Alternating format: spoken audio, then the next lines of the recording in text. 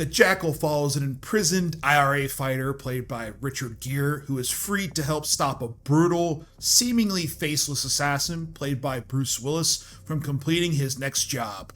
The Jackal was my choice. Pop Tot, what did you think of the 1997 action flick? The only thing I can remember when you brought up The Jackal was it was common kind of made fun of Richard Gere's Irish accent that kind of went in and out. Yep. Stuff with them. As many fucking times as you like.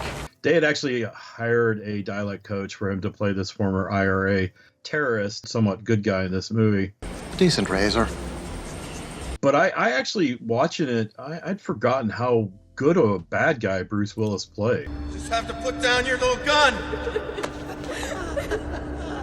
I was like, I can't remember Bruce Willis being a bad guy, but he's this is not like, well, you know, like Looper, he was kind of like an anti-hero bad guy. Yeah, I mean, he was the antagonist, but he wasn't like a true, like he's a full-on psychopath. Like he is literally a crazy hitman that is dialed in, all that. Yeah. Before you die, you tell him that he can't protect his women. No feelings, any changes in his personality. Yeah, it's incredible work by Bruce Willis, and I have to say, I absolutely love this movie. Around the area, like we said, here at National Airport, the district, 89 degrees, down in Richmond, 90, 83. You know, you're looking for some of the cooler temperatures, head on out. For the people that have never seen this movie, the FBI Russian task force bringing down organized crime within Russia pissed off a guy. He hires the Jackal to, you know, make a very public target in the United States, and he hires the Jackal. And even the first scene that Bruce Willis is in as the Jackal is kind of like ice in your veins kind of stuff. So if you want me to do this, you're going to have to pay me. Figure this is 1997. Bruce Willis was riding high on Die Hard and always being the good guy and everything. That scene too did such a great job from a filmmaking standpoint, because he's talking to this oligarch, which I'm assuming it's an oligarch. He's this rich higher up or whatever, and his brother was targeted and killed by the MVD, which is I guess like the Russian police force, and the FBI. And the FBI. And he's talking to him, and he's like, "How much do you want?" How much? Jackal just full out says, $70 million.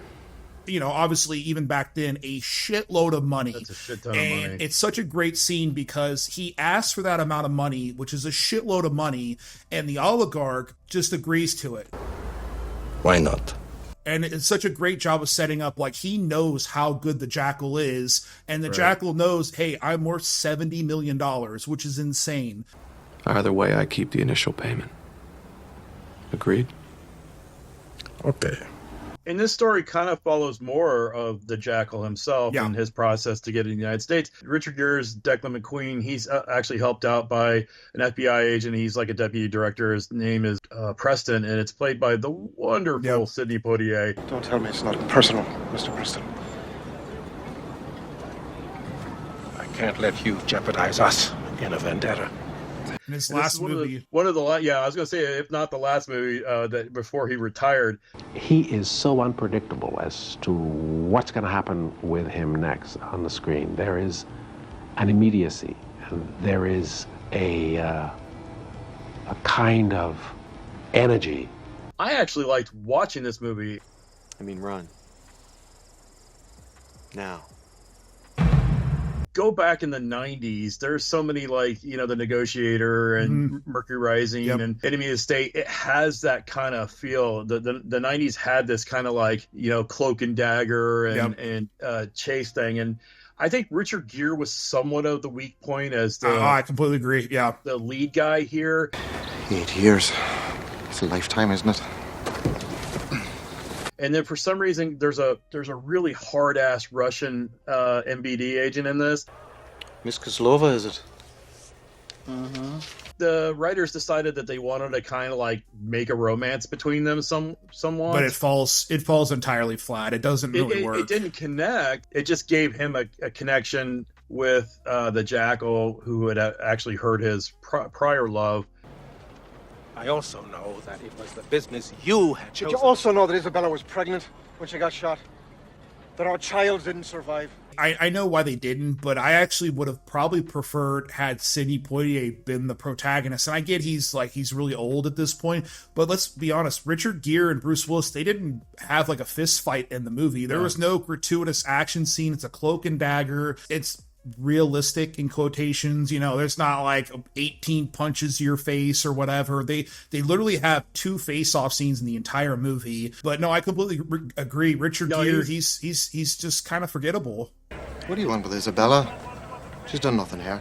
That was probably the only thing that bothered me, but everything else was solid. I even like a very young Daniel Day-Kim was the Marine that was helping Declan out. Just taking out the garbage. I got one more trip. Jack Black has a part in it. He's kind of like he assembles the kind of machination for the gun. Come on, man. You know it's worth it. You got a serious piece of equipment there. He improvised almost all of his lines. Just to be annoying as possible to Bruce Willis. Annoying as possible. Right. Thought I was about to sprawl. And it worked. Yeah, and apparently that was another huge part of this movie, was that Richard Gere and Bruce Willis absolutely hated each other. And they might have... they don't really actually have... I think besides the end scene, they don't really have any scenes together, but they hated each other. And they said they would never work together. And they literally have one scene in the end where they're together. Other than that, you would never really know if they were in the same movie. Sorry, Declan.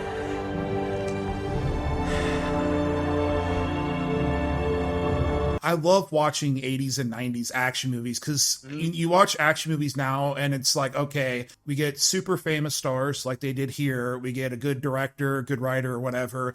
And then we just stick them in a bunch of green screen stuff. And here we had tons of different locations and sets. There was squibs. There was all these like well done things that were really interesting and kind of intricate and all that. And it was like, this is filmmaking. It's not sticking Chris Hemsworth in front of a green screen. Yeah, I mean, when J.K. Simmons, the FBI character, bought it, that looked pretty solid. Yeah. Oh, yeah.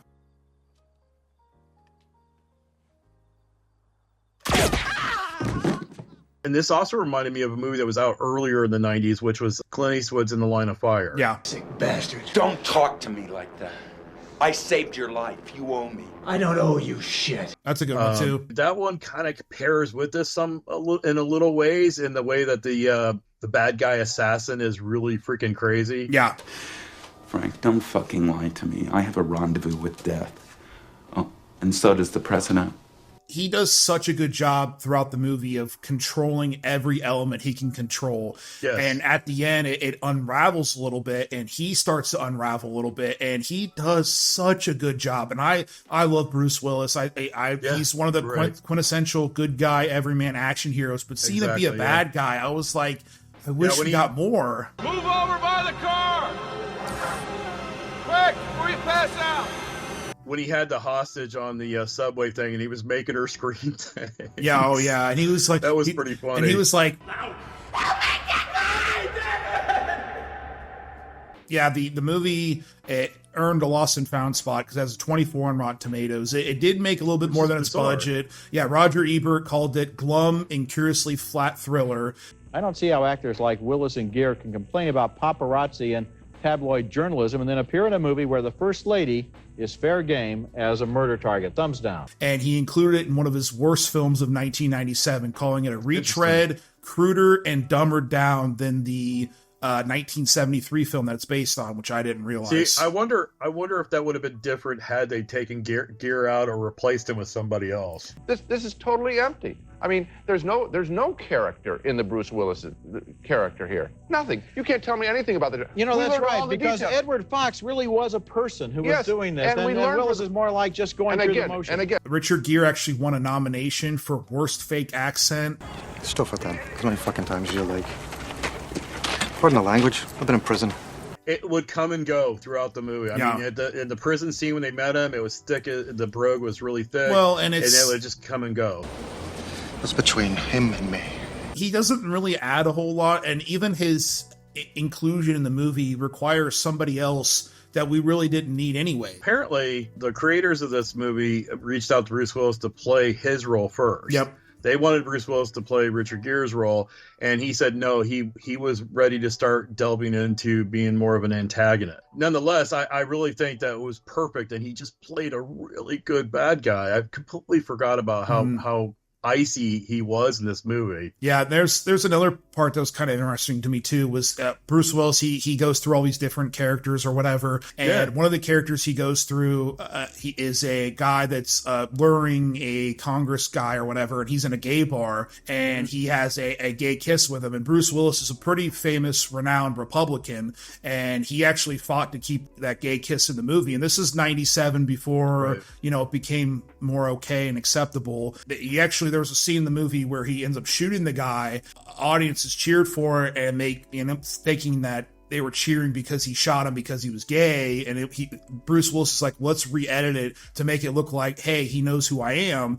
And so I got to applaud Bruce Willis for that. And I got to find out what kind of aerosol he sprayed on the back of that van. I want some for solicitors at my front door. I don't know. Yeah, that he just instantly killed that guy. And you two motherfuckers need Jesus. Yeah, there's a lot of little neat things like him cleaning off the car and a time limit and all that. That was pretty neat. And he had all these different outfit changes and name changes. And Bruce Willis, from his Die Hard days, is the master of looking like he's covered in sweat and shit. Mm-hmm. Yeah. Throughout this movie, like when he was washing that van, even the subway scene after he, had a showdown with Richard Gere's character, he looked like, the guy could get covered in sweat and his hair. He just masters the look. Yeah, he nailed it. Make it Charlie, eh? All right then, Charlie. See you in a sec. Take your time. As usual on Lost and Found, we rate things by loss. You just leave it to the streaming black hole and completely forget about it. Or Found, you go out and seek it out on a weekend watch like we did. Pop Top, where are we putting the Jackal?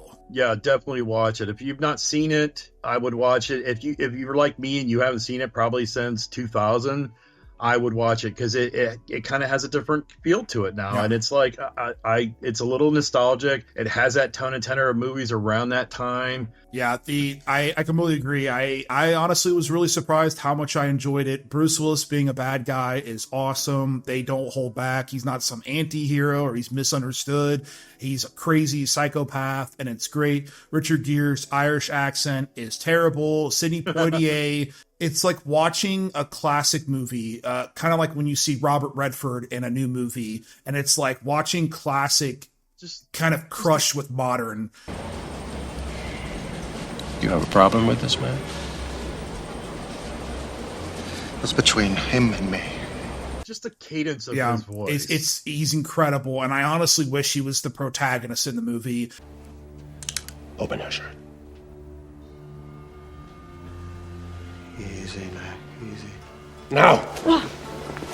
There's some cool action scenes. It's, cat and mouse. I highly recommend it. I don't think you can go wrong. And like you said, there's something nostalgic about it where you're like, hey, there's actual sets and boats and cars and shit blowing up and squibs and stuff like that. Yeah, I can't recommend it enough. I really enjoyed this one. Please like and comment. All that helps with the algorithm so much, which we all know is a pest and annoying on YouTube. Be sure to subscribe and share with your great aunt. I'm sure she would love to see how Bruce Willis is doing. And we'll see you guys on the next one. Thought I was about to sprawl.